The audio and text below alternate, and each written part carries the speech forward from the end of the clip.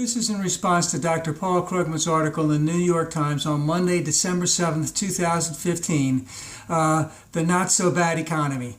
Now, again, there's a lot of things that are going on this week, but remember the day-to-day living of the American people, an economy that needs to really get going, is still going on.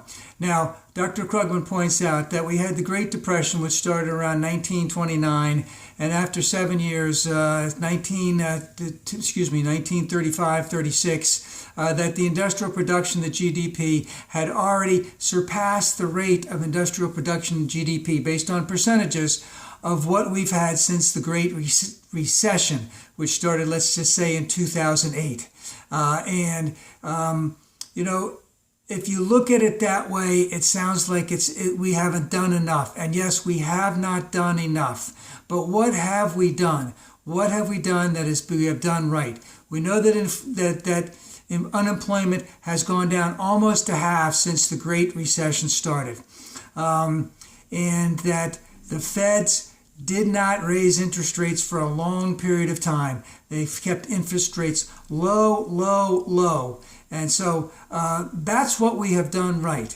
And this was done almost 100% without the help of our Republican sisters and brothers in Congress who refused to do anything.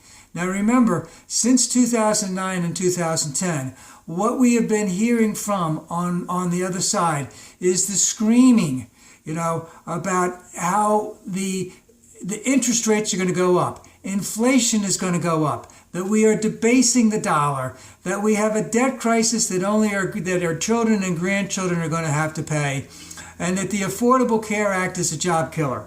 And what we found out is that every single of those 5 items that I just mentioned, they never came to pass. Nothing ever stopped. Nothing ever happened about that. But we do have our Republican friends, day in and day out, when they get the chance to talk about it, they don't bring it up as a talking point, but whenever they're asked about it, Obamacare is a killer. Obamacare is going to fall under its own weight.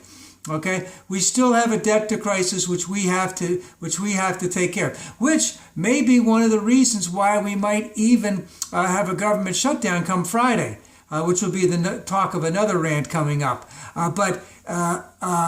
When given the chance, they will talk about it. They're not bringing it up as a talking point. Rest assured, they'll try and find a way to bring it back up coming the elections. But let's just look at one thing. We could have recovered from this Great Recession much, much faster if Congress had worked along with the Federal Reserve and the White House to do all of the things that were necessary to bring us out of the Great Recession.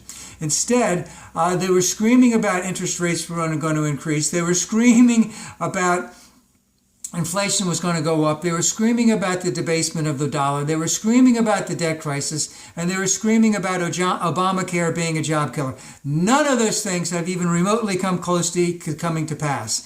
And they've been wrong about everything on the economy. We're going to start down the same old trail over again. Paul Ryan has already brought that stuff up.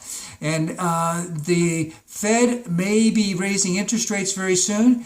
And even though I don't think that they should, and even though Dr. Krugman does not think that they should, we are at a much better place to do it now than we had been previously. But let's remember that now, just as it has been for the last 6 or 7 years, is not the time to listen to our Republican brothers and sisters as they scream about everything that they think is going to pass, none of which has never happened.